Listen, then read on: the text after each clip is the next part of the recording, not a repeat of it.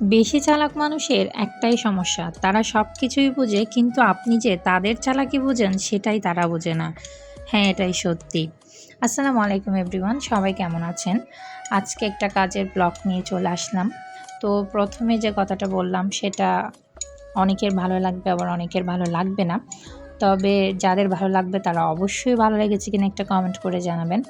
আসলে চালাক মানুষরা নিজেদেরকে একটু বেশিই চালাক মনে করে। যেমন আমাদের আশেপাশে অনেক চালাক ব্যক্তি আছে, তারা সব কিছুই চালাকি বোঝে, যে আমরা যে তার চালাকিটা বুঝে গেলাম সেটাই ও বোঝে না। তো আমি আজকে আমার বাসার ফিল্টারটা খুব সুন্দর মতো একদম ভালোভাবে পরিষ্কার করে ফেলবো। এই ফিল্টারটা আর ইউজ করব না। আসলে ফিল্টারের পানিগুলো খেতে আর ভালোই লাগছে না।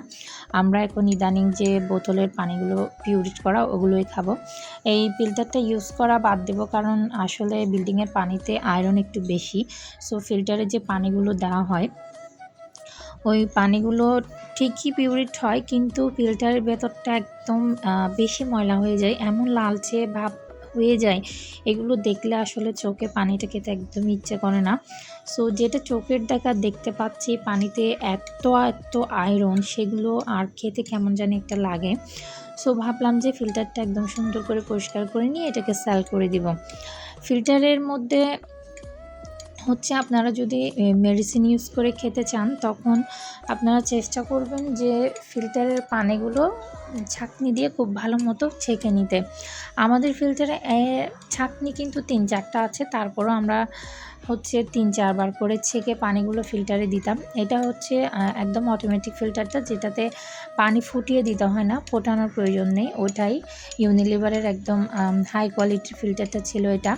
তো আমরা পানিগুলোকে ৩-৪ বার ছাঁকনি দিয়ে ছেঁকে তারপরে ফিল্টারে দিতাম। তারপরও দেখা যাচ্ছে যে ফিল্টারটা এত ময়লা হয়ে গেছিলো যে বলার বাইরে। সেজন্য আর এগুলো খাওয়ার বাদ দিচ্ছি আসলে।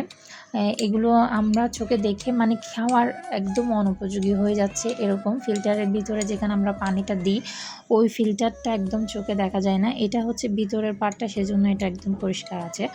সো আমি খুব ভালো মতো এগুলো একদম সাবান দিয়ে ঘষে ঘষে পরিষ্কার করে নিয়েছি, আপনারা দেখতে পাচ্ছেন।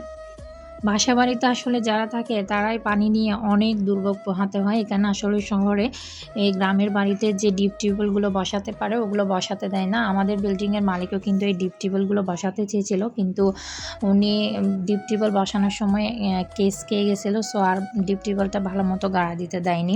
এই জন্য পানিগুলোতে আয়রন থাকে। এই জনজীবনের এই দুর্ভোগ কিন্তু কখনোই যাবে না যারা শহরে বাসাবাড়িতে থাকে।